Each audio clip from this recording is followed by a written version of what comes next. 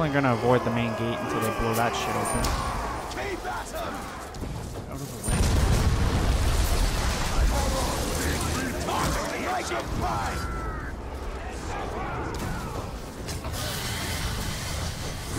Pulling out all the stops for this one.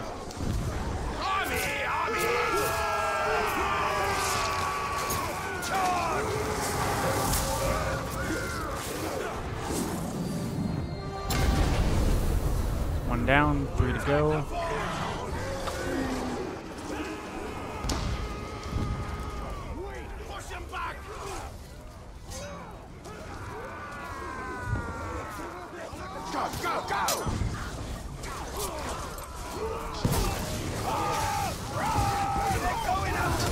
This is for these guys to have fun more than anything. 2.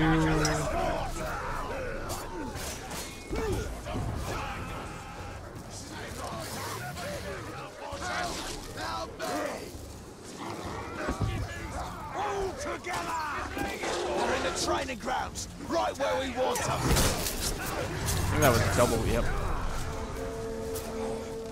Double. Damn. That guy has scary ass weapons. This guy right in front of me here. He has fucking brands.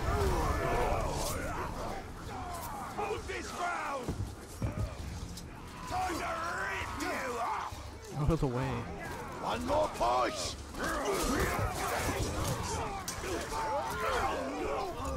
Drive them from the courtyard.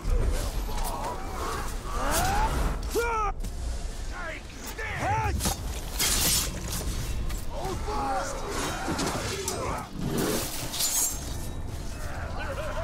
They've reached the courtyard. You know, it's kind of poetic in a sense. We're in a land that's predominantly snow, and I have like most of my war chiefs that use pretty much fire weapons, which is really ironic. Out of the way, you fucking archers. Can I not infinitely roll?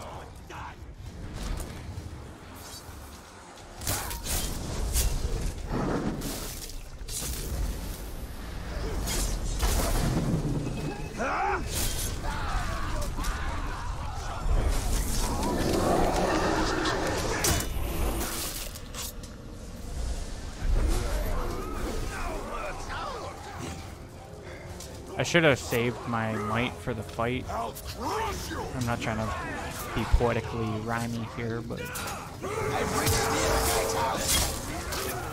I'm confident that I win this fight coming up. There's not an ounce of doubt in me.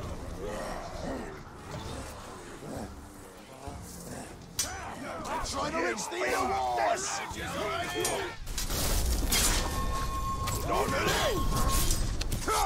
Got that perfect counter even with the sneeze going on. Missed that one.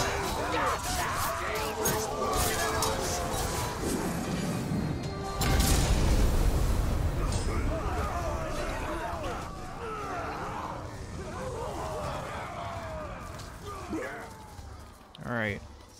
Everyone ready for this? I got fucking full Wraith bar too. Oof. This guy is so fucked.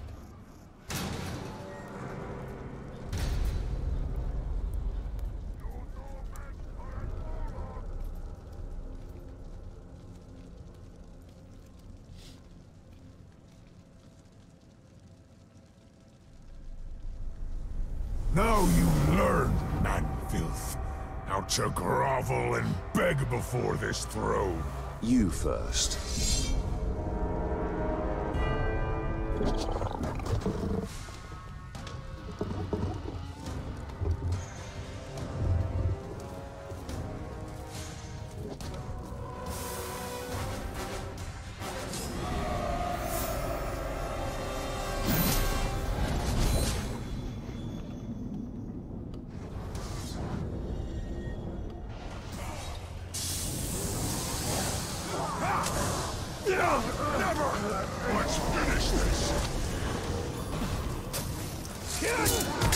Of course he's immune to executions, motherfucker.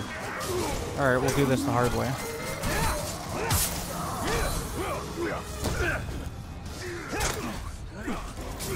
I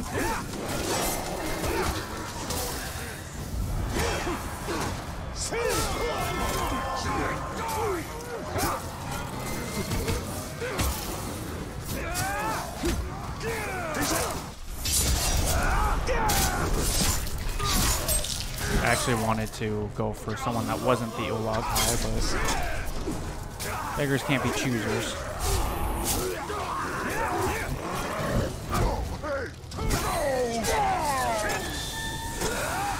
Not so graceful, I've seen that one before. Everyone. I wasn't trying to... Before he thinks he's clever. Before you get any ideas. Hit him hard once and he'll never recover.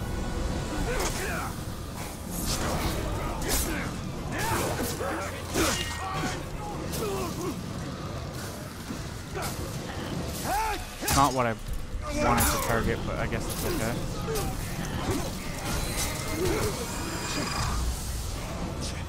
You think I won't learn? No, I was hoping you'd learn.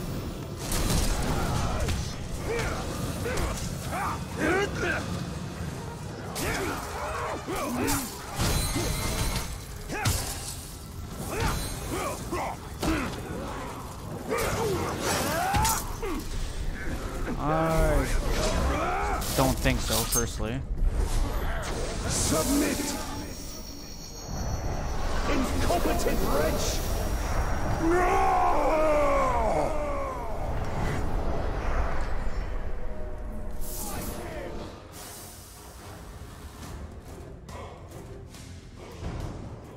This is my fortress. I should have killed him. Probably really should have killed him, but... In war, there are no losses! Fucking helmet's epic. Setbacks! Or the mask, I should Only say. opportunities!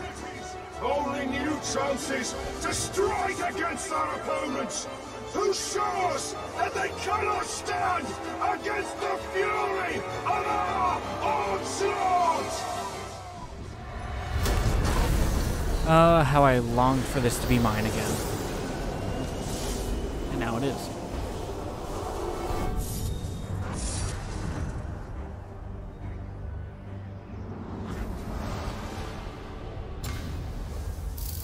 We lost 12 levels.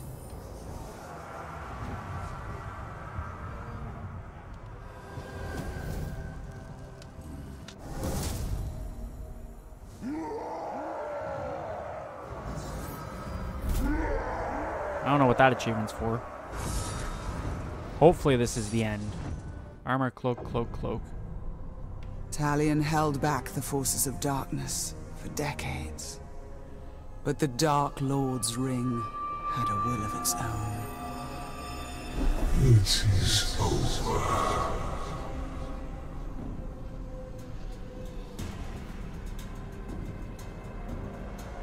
Together, we will turn towards Middle-earth. Talion finally fell and joined the Nine.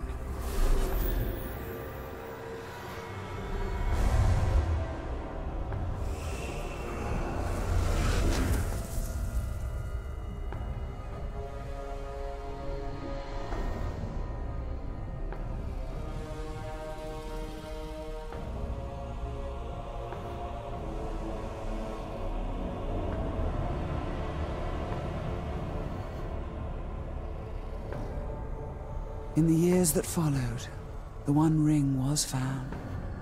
The newest of the Nazgul traveled with his brothers to the Shire in pursuit of the new Ring-bearer.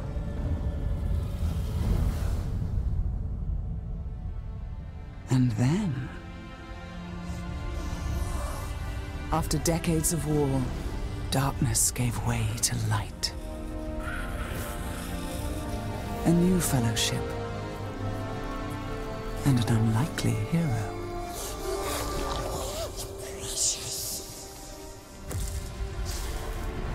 Death came. Death to Sauron. Death to his dominion. And death to Talion, who walked out of darkness and found freedom.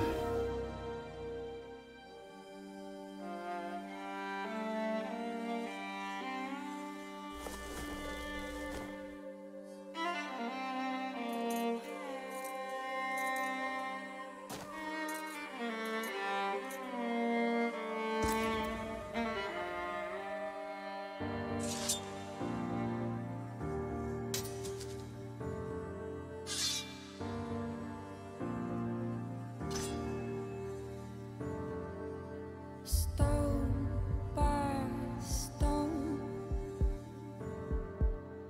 cracked, crushed, fallen. Beauty burned, erased, but not forgotten. Partake your melodies.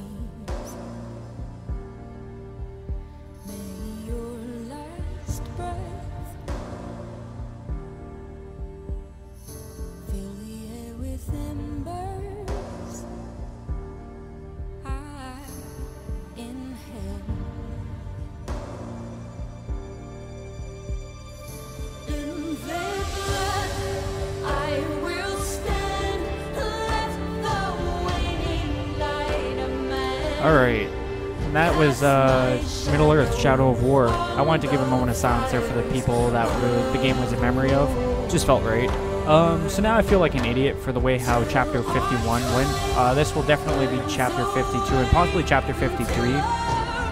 Depending on how much longer I let this go, like how long the credits are and just how much more I have to say. Overall, I have to say that this game wasn't as good as I thought it was going to be, and here's why. If it was pretty repetitive, I mean, I never said it at any point with us playing, but it definitely felt really repetitive. The battles were meh, because like I said, if you have to take out the war chiefs anyway, so you might as well just do it before you lay siege to the castle. That just makes more sense, right? So if you do the war chiefs, the war chief missions before you go to the siege, then the siege is easier. If you don't, then it's a little bit more exciting, but like I said, you still have to kill them anyways. It doesn't really matter. The end part there, I'm glad to know that there was an end. I'm glad that it didn't just infinitely loop like I was afraid it was going to. Obviously it kind of does, because I'm sure we'll be able to play after this, but you know, it is what it is. The game did a lot well. I really love the story of this game. It's probably been one of my favorite stories that we've played in a while. Definitely of 2020, I would say. It's hard to say that, like, this is better than, like, I don't know, Firewatch or any of the story-driven games we played, like, fuck, what's it called? What Remains of Edith Finch, those types of games. Just because those are story-driven games, like I said.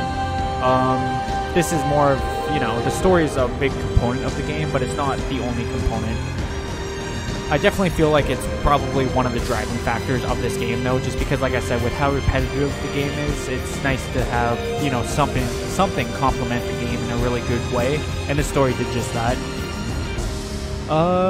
There wasn't too much I didn't like about the game. Like I said, it was pretty repetitive, but I kind of came to expect that after, like, the second zone. I really didn't like the no chance trait, and like I said, it's just, I don't want to use the word unfair. It's a poor choice of a trait. I understand fully what they were going for, but you know what? You already have Uruk-hai that have the death-defying trait, which is super annoying. Having the no chance trait is good in theory, and this is why. Because on a one-on-one battle with an opponent that has death-defying, yeah, that's great, because like it adds an intensive edge to that battle. Now picture yourself fighting 6 Uruk-hai captains. One of them has no chance, and while you're fighting, you know, the strongest one who, you know, has his weaknesses, the one with no chance, who's an archer, who's on the other side of the map, shoots you and kills you because he has no chance. go back in the series. That does happen to me, not to that same extent, but I have been killed by archer captains that had no chance. I never really said much then. I think the biggest thing that pissed me off when it did happen was that last battle, the battle of the defense of Surgost.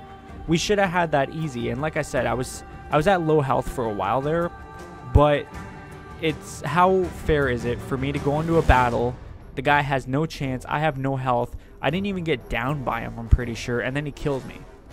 Like, the way they should have did it is this: if you get down by that exact war chief, then they can trigger their no chance trait. If you don't get down by that war chief, they can't trigger the trait.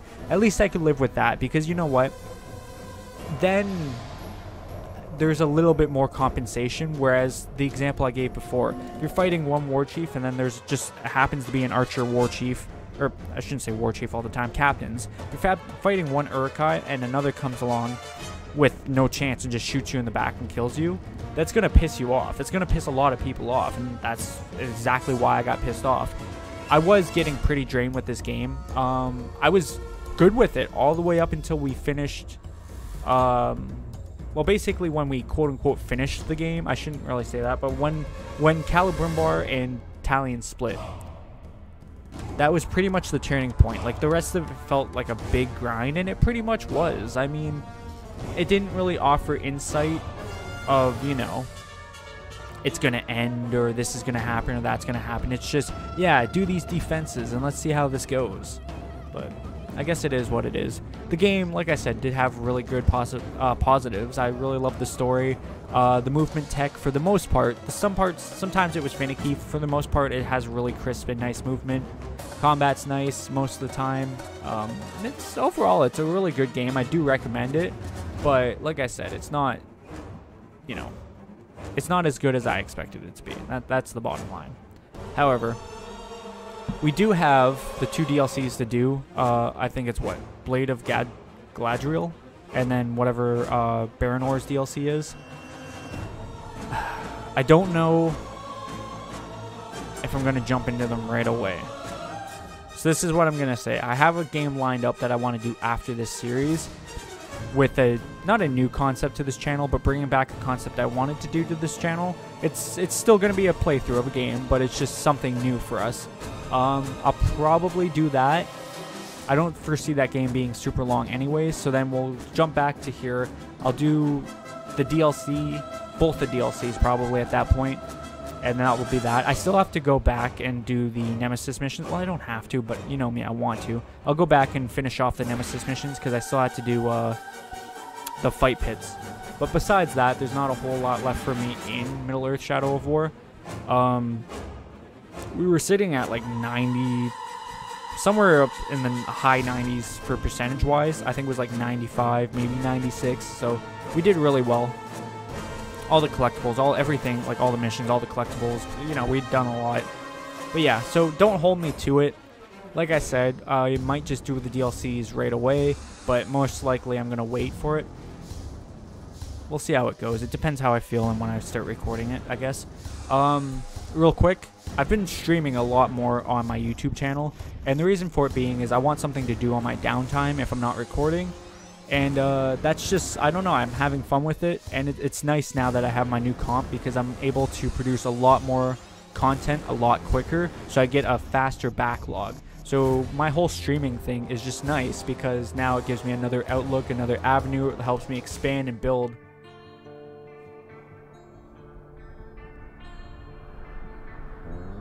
I don't know what's going on right now.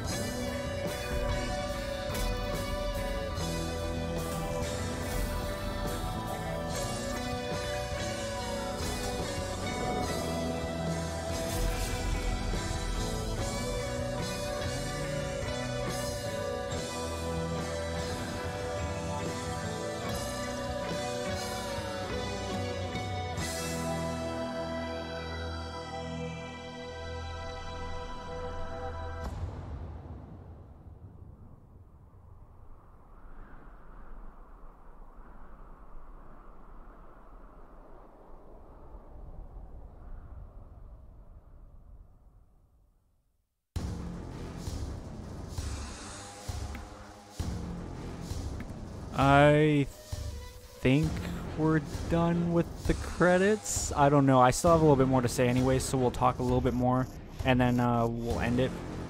I'll let the credits roll out, and then if the credits are just looping or whatever, I'll obviously edit it out. Anyways, though, like I was saying, I've been streaming a lot more on my YouTube channel. The main reason being that I wanted something to do in the meantime when I'm not recording something for a series. And it's something, it was an idea that I've wanted to do for a while and that I started to do a little bit on Twitch. But the problem was my internet wasn't holding out, so it was a no-go. I also thought about something, you know, like a month or two or a while ago. Jesus, good grammar, Josh. A little while ago. And it's just the fact that why Twitch is a great platform for streaming. I could probably gain new followers or, you know, help expand my brand, so to speak. But I have a foundation on YouTube. And the thing is, instead of starting somewhere new, I should be working on my foundation where it already exists. So that's why I'm streaming on YouTube. So it doesn't really make any difference. Like, you obviously, if you're gonna watch my stream on Twitch, you can watch it on YouTube just the same. I don't have a set stream schedule. I try to announce when I'll be streaming next in the current stream. So like usually when I end a stream, I'll be like, oh yeah, I'll jump on, you know, X date. But I'll give like forth notice about it. So for example, if I said like right now, if we were streaming and I said, yeah, I might stream tomorrow, that's not a guarantee. Like I'll say that, but if I'm like for sure, I'll say, yeah, we'll stream on the 15th. Like that's just a done deal. But anyways, yeah, so I'm streaming, so you guys should come support me, check me out when I'm live. I'm playing different games when I stream. We do have a live series that I'm working on right now, which is Dungeons of Dreadmore. If you haven't checked that out, if you're not watching it, that's fine. But like I said, it's going pretty well. We have some intense moments so far, and I'm loving it. So that's about it. All the shameless plugs still apply. You know, you should follow me on Instagram. That's where I'm most active. Follow me on Twitter if you want to make sure you don't miss whenever I post a video. Obviously, subscribe to me on YouTube. You can send me a friend's request on Steam there. And if we have anything in common, we can definitely play games together. That's about it for me, though. Like I said, I'm pretty much just going to let the credits roll out. And hopefully they do end. And it's just not looping and stuff. It doesn't seem like it's looping, but I'll keep an eye out, obviously. I did want to show where we ended up with percentage-wise at the end of this video, so that's kind of why I'm waiting for the credits to roll. But yeah, that's, like I said, that's pretty much it for me. So expect either a new game after this video or the DLCs right after.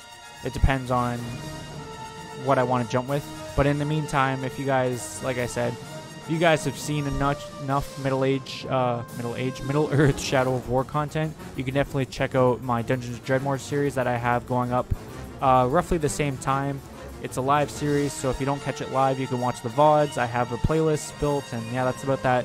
So, with that being said, I hope you guys enjoyed. If you did, leave a like and say, comment, try that again. Hope you guys enjoyed. If you did, leave a like and say, comment down below, and subscribe, share as well. Helps me out. Thank you guys for watching. Bye.